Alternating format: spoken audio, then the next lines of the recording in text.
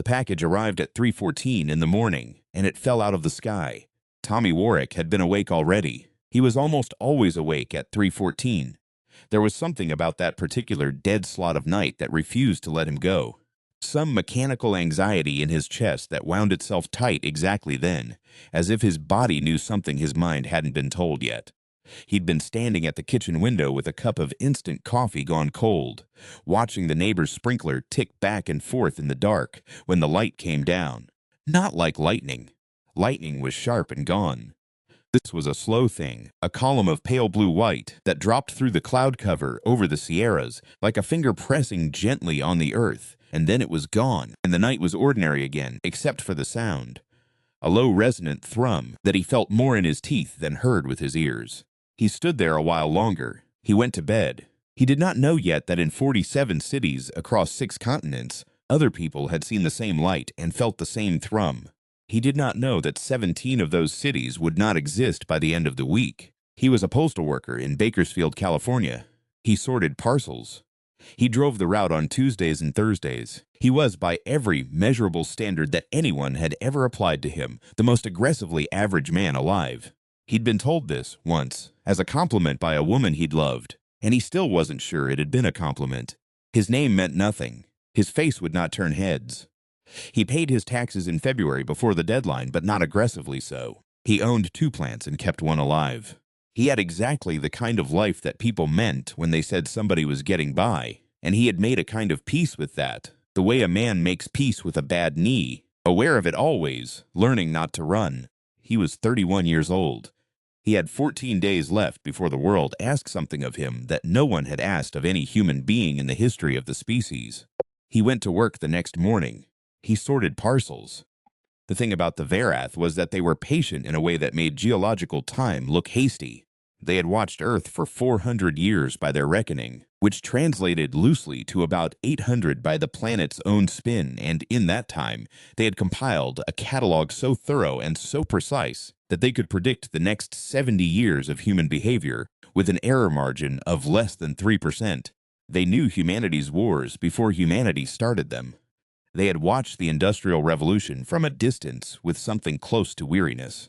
They had observed the atomic age with the calm professional interest of physicians watching a patient attempt to operate on themselves. What they had concluded after 4 centuries of watching was this: humanity was neither remarkable nor entirely worthless.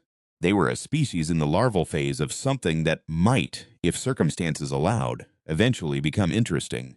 The question before the Verath Council was whether to allow those circumstances. The debate had lasted 60 years. The conservatives argued for direct annexation. The planet was resource-rich, the dominant species was manageable, and waiting only gave them time to become less so. The progressives argued that annexation was wasteful, that a species with humanity's particular brand of stubborn creative violence would be more valuable as an independent client state than as a quarried rock. The compromise, reached after considerable argument and the resignation of 2 council members, was the test. It was not technically a fair test. No one on the council claimed it was. But fairness was a value they'd observed humans place enormous weight on, which they found interesting in a species that had demonstrated so little of it in practice. The test was simple in structure. Release the instrument, select a representative, give the representative every disadvantage, and observe. The instrument was what humans would eventually call Zarkor, though the Verath had no name for it. It was a tool, a thing of engineered biology and mineral density, 185 feet of something that had been grown rather than built in the lightless depths of a gas giant over the course of 2 centuries. It did not think. It did not suffer. It was a key designed to fit a lock they'd built into the planet's own fault lines, and when they turned it, it walked. The representative was selected by algorithm, the median human, the statistical center of the species, the person who was most precisely the average of everything humanity was. Not the strongest, not the smartest, not a leader or a soldier or an engineer, the median. The algorithm ran for 6 hours and returned one result: Thomas Warwick, postal worker, Bakersfield, California. The Verath sent a messenger, as courtesy demanded. They chose a form calibrated to be non-threatening, small, familiar in shape, young in apparent age, dressed in clothing that their cultural modeling suggested would read as approachable. They'd done this before with other species. The form mattered. The goal was communication, not terror. Terror was what the instrument was for. She appeared in his living room at 6:43 in the evening on a Tuesday, while he was eating cereal for dinner because he'd forgotten to defrost the chicken again. He screamed. He knocked the cereal bowl off the table. He stood against the far wall with his heart doing something that his cardiologist would later describe when he eventually told the story as briefly concerning. She was about 6 inches tall and standing on his coffee table, and she was glowing faintly at the edges, and she looked like someone had taken a teenager from 1993 and miniaturized her, and she was looking at him with an expression of complete professional calm. Thomas Warwick, she said. Her voice was normal size. That was somehow worse than anything else. What? He said. Not a question, just the word. You have been selected to represent your species in the Verith Proving. I understand this is unexpected. You are 6 inches tall and you are standing on my coffee table. This form was selected to minimize. You are 6 inches tall. She paused. She seemed to be recalibrating. Yes, this form was selected to. Why are you 6 inches tall? The holographic projection parameters are calibrated to minimize psychological. You could have just been regular sized. Another pause. The modeling suggested that a full-size unexpected visitor would be more alarming. He looked at her. He looked at the cereal on the floor. He picked up the bowl. He set it on the table next to her, carefully, as if proximity to her might do something. Okay, he said. What's a Verith Proving? She told him. It took about 4 minutes. He stood very still and listened to the whole thing, which was more than most people would have done. And when she was finished, he sat down on the couch and put his face in his hands and stayed that way for a while. Why me, he said, into his hands. You are the median human. That doesn't mean. You are the most precisely average member of your species as measured across 400 years of comprehensive observation. You are the representative sample. You are, by our best assessment, what humanity actually is. Not what it claims to be, not what its exceptional members demonstrate. You, he raised his face. That feels like an insult. It is a statement of fact. Same thing. He leaned back. And if I don't, the instrument continues. Without a representative in the field, it will complete its cycle in approximately 19 days. And then? She said nothing. The silence was its own kind of answer. He nodded slowly. He looked at the ceiling. He looked at the cereal bowl. He looked at the tiny glowing woman standing on his coffee table who had just told him the world would end if he didn't do something about a 185-foot monster. And he thought about the chicken he'd forgotten to defrost. And he thought about the 14 boxes he still had to sort at the depot tomorrow. And he thought about a woman he'd loved who had called him aggressively average. And he still wasn't sure it had been a compliment. Can you at least tell me what I'm supposed to do? He asked. Find the weakness, she said. Every instrument has one. It is part of the test. That's it? Find the weakness? We will not assist further. That is also part of the test. She flickered twice and was gone. He sat in his living room for a long time. Outside, the sprinkler in the neighbor's yard ticked back and forth in the dark. He called in sick to work the next morning, which he had never done before in 6 years. Zarkor came out of the Sierras at dawn on the 3rd day after Tommy's visitor, and by the time the footage hit the national feeds, half of Fresno was already gone. Tommy watched it on his phone while driving north on the 99, which was not safe, but which was what he was doing. On the screen, the thing moved with a patience that was more frightening than any speed could have been. Each step deliberate, each swing of the massive tail considered as if it were not rampaging but walking, the destruction merely incidental to the walking. Buildings fell the way sandcastles fall when the tide comes in, not dramatically, just eventually, and then all at once. The eyes were the worst part. They lit up intermittently from somewhere deep inside, amber going to white, going to a beam that cut through concrete and rebar like a hot wire through wax. It used them sparingly. That was the part that scared him most. Not the power, but the restraint. The sense that it wasn't bothering to be efficient because it didn't need to be. He had a plan, in the loosest possible sense of the word. The messenger had said, find the weakness. The weakness required finding. Finding required knowing things he didn't know. Knowing things he didn't know required someone who knew them. The someone he'd identified was a woman named Dr.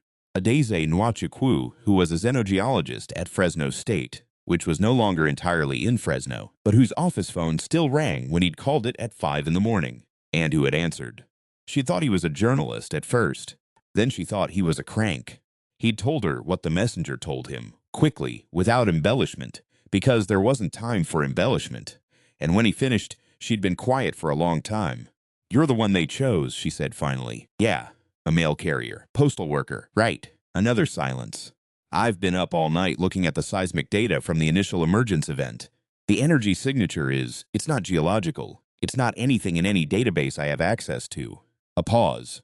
"I also have footage of you from a gas station security camera that a colleague sent me this morning. Someone's tracking you." "What? Where are you right now?" He looked at the highway ahead of him. "About 30 miles south of Fresno. Drive past the university exit. Don't stop. There's an overpass at Herndon. Pull over on the shoulder on the north side. I'll find you." She found him 20 minutes later, on foot, carrying a laptop bag and a field kit, and wearing the expression of someone who had made a decision in the last hour that they knew was professionally fatal, and had made it anyway. She was tall, somewhere in her 40s, with the kind of face that suggested she'd spent most of her career outdoors arguing with rocks. She looked at him for a long moment. "You're shorter than I expected," she said. "Everyone says that." What did she look like? The messenger. Small, like a miniature person. Glowing a little. Adiez nodded as if this confirmed something. "The energy signature from the emergence site has a resonance pattern that doesn't match anything terrestrial or any known stellar phenomenon. It matches a theoretical model that a colleague of mine at Stanford published 6 years ago and got laughed out of 2 conferences for." She opened her laptop on the hood of his car. "He theorized that certain cosmic entities, biological ones, engineered rather than evolved, would carry a base frequency tuned to the gravitational signature of their origin body, a kind of homing marker. And there's something else." "What?" "There was a secondary object, something smaller. Fell with it when it emerged, or just before." She showed him satellite imagery, a thin streak of light at the edge of the frame, coming down at a shallow angle maybe 3 miles from the primary emergence site. "I pulled the impact data. It landed near Millerton Lake. We don't know what it is. Nobody's been able to get close. The area around Zarkor's path has a secondary energy field that fries anything with a circuit board." Tommy looked at the image. He thought about the messenger's words. "Find the weakness. Every instrument has one. We need to go to Millerton Lake," he said. "There's a National Guard perimeter. I know." She looked at him steadily. "You're serious?" "I sort mail for a living. I don't have a lot of other skill sets to bring to this." "I'm serious." She closed the laptop. "I'm going to need you to understand something, Tommy. I don't know if you can do whatever it is they expect you to do. I don't know if anyone can. But I've been studying things that don't fit any existing framework for 15 years, and I've learned one thing. When something impossible happens, you go look at it. You don't explain it from a distance, you go look at it." "Yeah," he said. "Okay. It's already going wrong. This is just a question of which direction." She almost smiled. It didn't quite land, but it almost did. "All right. I know a back road to the lake." They didn't talk much on the drive. The radio was all emergency broadcasts and screaming pundits, and the same footage played over and over. Zarkor wading through what had been a shopping district, the amber eyes sweeping, a beam dropping a water tower like a felled tree. Tommy kept the sound low. He'd learned something about himself in the last 48 hours. He didn't do well with noise when he was trying to think. He'd always known this vaguely. The way you know things about yourself that you never have to articulate, because life doesn't usually demand it. But now it was suddenly relevant. Now it was information. What he was trying to think about was the median thing. The most average member of the species. He'd been turning it over since the messenger said it, the way you turn a stone over, because it feels wrong, and you want to see what's underneath. It felt like an insult, because he'd spent most of his adult life being told, in various ways, that average was a failure state, that you were supposed to be more, do more, be the exceptional version. And he'd never quite managed it, had settled into the comfortable grooves of just enough with a guilt he'd gotten good at ignoring. But the messenger hadn't said it like an insult. She'd said it like a designation, like a technical specification. What does the median human actually contain, he thought. Not the heroes, not the geniuses, not the soldiers or the saints, the median. The person who is every human in some proportion, who is the distillate of the ordinary. What does that person have that nothing else has? He didn't have an answer, but he kept turning the stone. They found the back road and took it, a fire access track through dry brush that Adizi navigated from memory. And when they came over the ridge above Millerton Lake, the secondary field hit them. Not painful, just present, a prickling at the skin, and a subtle wrongness to the air, like the feeling before a lightning strike stretched out over miles. Adiz's laptop flickered and died. His phone went dark. He hadn't expected that to bother him as much as it did. "We're offline," she said, unnecessary. "Yeah. Whatever's down there, it's not defending itself actively. The field is passive, just a byproduct of whatever it is." She was picking her way down the slope with the practiced care of someone who'd scrambled over rough terrain in the dark before. "You said the messenger told you there was something that could stop it." She said, "Find the weakness." She said, "Every instrument has one." But she didn't say what. No. She didn't tell you where to look or what you were looking for or give you any tools. "No, that's very annoying," Adazi said, clinically. "Yeah. They found it at the waterline. It was a capsule, maybe 4 feet long, made of something that looked like metal but wasn't. It had the quality of a mineral, a deep internal structure that caught the low light off the lake and scattered it in patterns that shouldn't have been possible for a solid object. It had half buried itself in the bank when it landed, and the vegetation around it for about 15 feet in every direction had not died, but had gone very still, the way animals go still in the presence of something they can't categorize.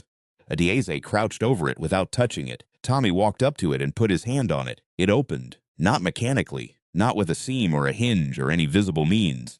It opened the way a fist opens, fingers uncurling, and inside it was a single curved piece of the same knot metal, roughly oval, about the size and shape of a large hubcap, with a surface so reflective it made the lake look matte by comparison.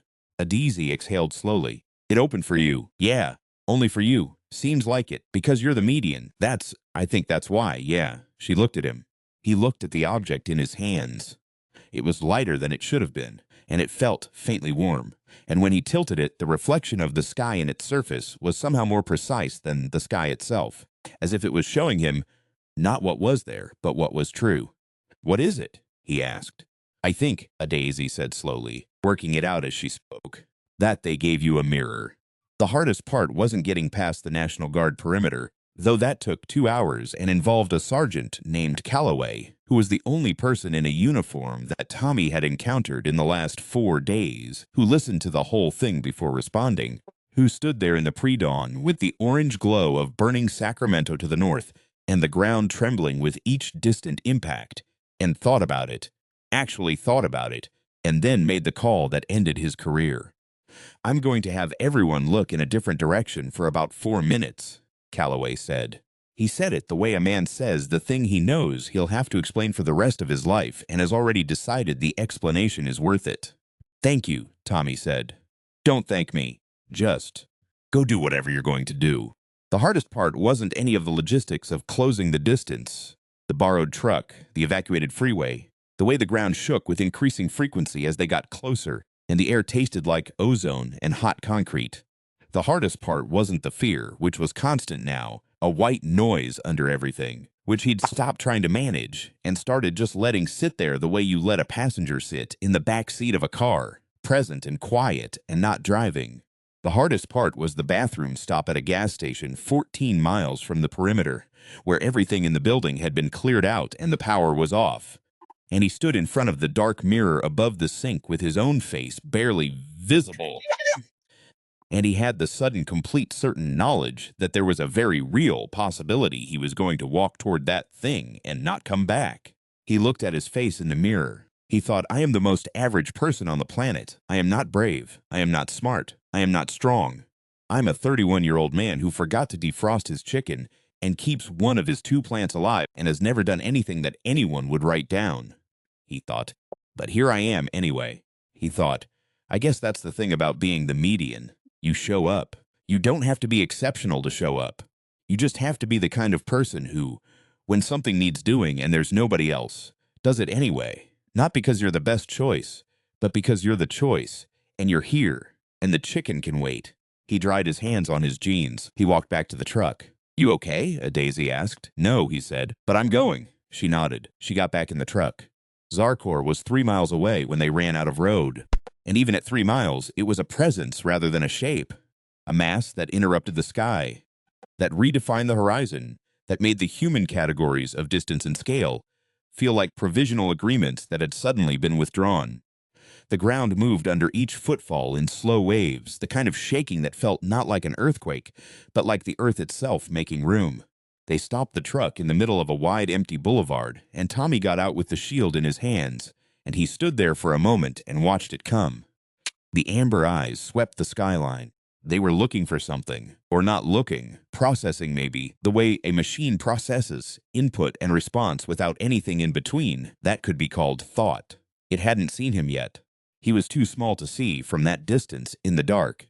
He thought about how this was going to work, and he thought about what the messenger had said, and he thought about the word instrument. Not a beast, not a monster, a tool. And he thought about what a tool was, what it was designed to do. What happened when you turned a tool around? Zarker's eyes lit up, amber going to white. Tommy lifted the shield. The beam came down like the end of a sentence, and he angled the shield to meet it, and there was a moment, suspended, absolute, outside of time, when the reflected light was in his eyes and the heat was in his arms and the ground was shaking and the sound was everything. And in that moment he was not brave, and he was not exceptional, and he was not anything the word hero usually attached itself to. He was just a man from Bakersfield standing in the road with a hubcap full of stars, sending something back where it came from. The beam caught Zarkor in the center of its chest. The sound was different from anything that had come before. Not an explosion, a termination, a finality, a key turning in a lock. The amber in the eyes went out, and something that was not quite light and not quite smoke began to come apart from these sides out. The vast engineered body dissolving into geometry, and then into frequency, and then into nothing, or something so close to nothing that nothing was the right word for where they were standing. The silence afterward was the loudest thing he'd ever heard. He stood in it for a long time with the shield at his side. A Diese came up beside him, and they stood together and looked at where it had been. "You did it," she said. "Yeah." "You actually?" "Yeah." With a "you" reflected its own. "Yeah." She exhaled. He exhaled. The sky in the east was beginning to consider the concept of dawn. Behind them, the truck was still running, the headlights pointing at nothing. "What happens now?" she asked. He thought about it. He turned the shield over in his hands and looked at his own reflection in it. Still barely visible, still ordinary, still the face he'd always had. The median human looking back at himself from inside something built by something older than human ambition. "Someone's going to have to explain this," he said, "to a lot of people. You're going to need a press conference. I've never been to a press conference. There's a first time. I sort mail. You also just killed a 185-foot alien monster with a flying hubcap." He almost laughed. It didn't quite come out as a laugh, but it almost did. "I should call my work. I've been out sick for days. Tommy, they're going to want a doctor's note." Adeze put a hand briefly on his arm, and they stood there in the hour before dawn with the smoke of burning cities drifting north and the earth still settling back into itself. And somewhere up in the stars, a Vareth council was watching two feeds simultaneously. The atmospheric sensors that confirmed the instrument's dissolution, and the low-angle optical of a man standing in a dark road with a reflective plate, and neither feed could quite capture what the other contained. And the council sat with that discrepancy for a long time, not speaking. The test had returned a result they had not expected and had not modeled. Not a hero, not a champion. A postal worker from Bakersfield who had shown up and listened and walked forward when walking forward was the only move left, and who had sent their instrument back with the physics of the thing itself. A return to sender executed with such mundane precision that 3 of the council members found they had no immediate framework for how to file it. Eventually, one of them said, "They are more interesting than we thought." Another one said, "They are exactly what we measured. We measured wrong." A third one said nothing for a long time, and then said, "I think we will leave them alone." There was no vote on this. There didn't need to be. 3 weeks later, Tommy was back on his route. He'd done the press conference. He'd done 37 interviews in 9 days, which he regarded as the hardest thing he'd done in the entire ordeal, including the part with the monster.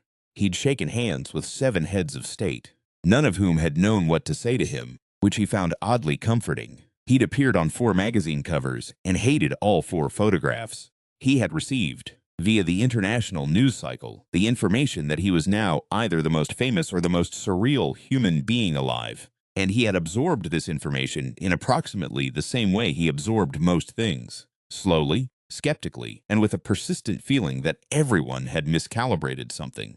But on a Tuesday in November, he got up and he drove to the depot and he sorted the parcels, drove the route in the low autumn light, and he delivered each thing to where it was going. And he thought about the messenger's word, instrument, and he thought about the word median, and he thought about what it means to be the most average version of something.